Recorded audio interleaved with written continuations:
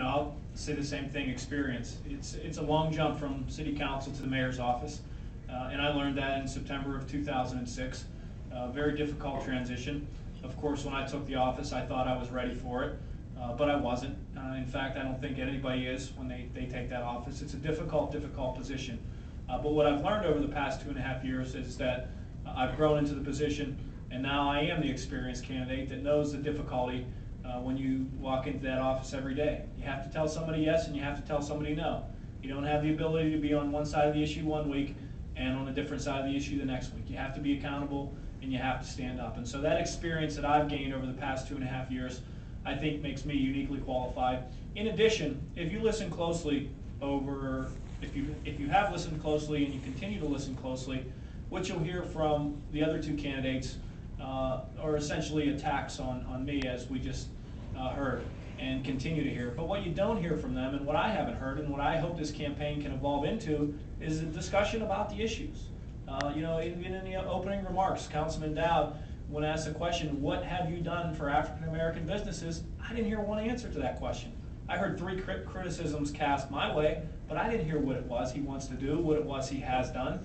And the same goes for the other candidate. Let's talk about the issues. I have an 11-point plan I put out there. I've talked about what we've done. I talked about where I want to take this city, and I've laid out a vision for its future. I can't wait to talk about the issues rather than talking about Luke Ravenstall. So I would hope you all in the audience tonight and everybody else encourages everybody and the candidates and the media to let's talk about the issues. Because while we can claim to be connected to the people, we're not even willing to talk to the people about what we'll do for them or what our plans are, and be specific. Be specific on what it is you want to do, what your plans are. You say, I'd use that money differently. I'd do this instead of that. Be specific. The people deserve it. Did you want to rebut anything that Ms. Robinson said? I don't even know where I'd begin. Of course, I disagree and would ask that those types of accusations are really uncalled for, and it's unfortunate. All right, Mr. Dowd. Yeah, I want to say a couple of things here. An election is about a record. I have a record. Ms. Robinson has a record as a professional in different areas. The mayor has a record. And this idea that Ms. Robinson and I would be attacking him in some sort of personal way is actually unacceptable. You have a record as well. It's been exposed in the papers over and over again with respect to your issuing of contracts, whether it's from the URA or from the city, mostly from authorities though, and the timing of campaign contributions. That is something that we genuinely have to discuss. Because ultimately, when I'm out talking to people at the door and I'm connecting with them, and this woman says to me, as others have said, I want a city government that I can be proud of, part of what's inherent in that statement is that she's not proud of what she has now, and it's part of there's a lack of confidence that this administration is making decisions that are in the best interest of the people.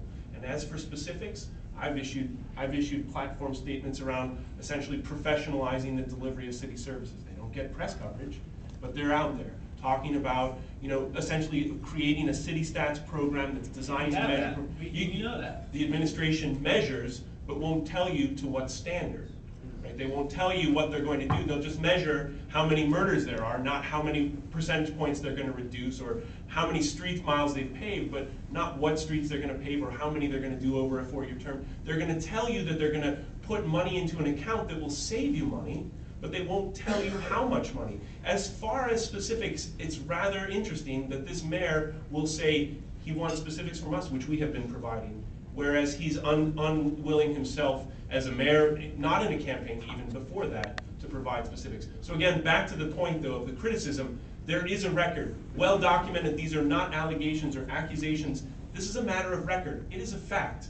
Your administration has really created a culture of pay to play that is unlike any other, and the citizens of this city know it, and you need to respond to that. You can't just simply say it is a coincidence that contracts are given and days after contributions are made. I think the councilman just made my point for him. He answered for 5 minutes and didn't say one thing about himself. He directed it all at us, and we've answered the questions, and we'll continue to answer them, but what I'm saying is the people deserve better. Just went into a 5-minute diatribe about me, about us, about what we're doing wrong. I didn't hear anything about what he wants to do right. Ms. Robinson, you have a quick statement? I'd like to say that you vetoed the no-bid contract last year, and then you signed an executive order this year close to your campaign. Campaign finance you're referring to. Yes, I'm sorry, well, campaign finance, Which I'm contained a corrected. no-bid That, yes, it did contain a no bid, thank you, Patrick. And you agreed to it this time. And it's because you're running for office and you took a hit in the media and now you're the incumbent and you want to be the underdog. Well, that's my position, not yours. Thank you for All that. right. Thank you. You make some assumptions.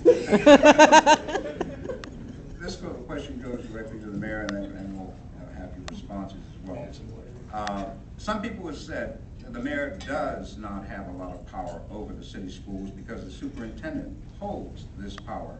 However, the schools are a source of major concern for city residents. What kind of power do you hold over school reform in the city, and what would you do to decrease the high dropout rate for African Americans? Let's start with Mr. Mayor first. That's your question. Yes, I have zero power to answer the question directly, and I think everybody in this room knows it. And you know, I'll just answer this question briefly. You know, stood up for the Pittsburgh Promise, and the superintendent of schools just last week said it better than I will in his third-party verification. He's never seen a mayor, nor has he ever seen somebody willing to, in this city or others, stand up for schools like I have. So I'll let him say it. He did it last week. I'm there with him. I stood there with him on the Pittsburgh Promise. We're working very closely now with the Youth Futures Commission to talk about opportunities for mentoring programs in the school district to make sure that sixth graders that's the target area where we're looking at, are given opportunities to interact with adults in the workforce, that they have hope and opportunity. We're looking at using stimulus dollars to jointly apply, or the stimulus plan to jointly apply for after-school programs, et cetera. So we continue to work closely with the school district, with the superintendent, and we'll continue to do so. Have the good fortune of continuing to be the mayor.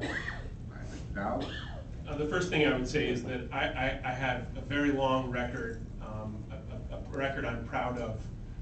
So you know, you can go back and look at that record of bringing reform to the school system.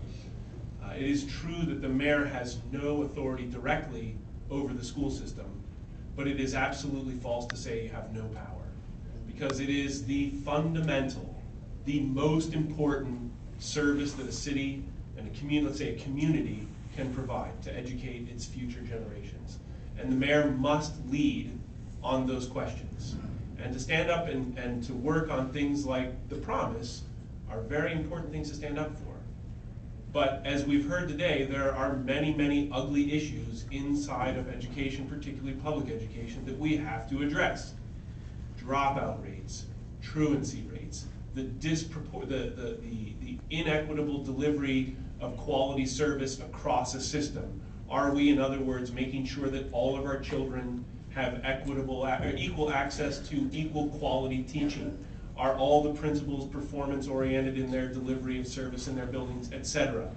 A mayor needs to lead on those kinds of issues in conjunction with the board and the superintendent and the council. They should be unified on those questions. We need a mayor who is going to lead on charters. Here's something, the mayor wants me to be specific. I want more charters. We need more charter schools in this city. We want choice within the public school system. That was something that I ran on. That is something that is emerging now inside of the Pittsburgh Public Schools. I not only want choice inside of the traditional Pittsburgh Public Schools, I want choice in the total system with charter schools. We know that they can better serve communities, communities can be better served with more choice. We need, for example, the mayor talks about a curfew center.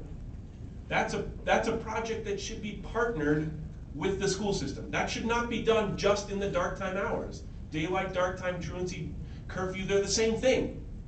That is a project that should be done with the school system, and quite frankly with the county and service providers, etc.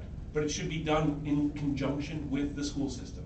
After school program. Great to hear that there's some work on that front, but we have years have we left that question unanswered. We need leadership on making sure that we're providing those after-school programming opportunities for kids across the city, equitably across the city.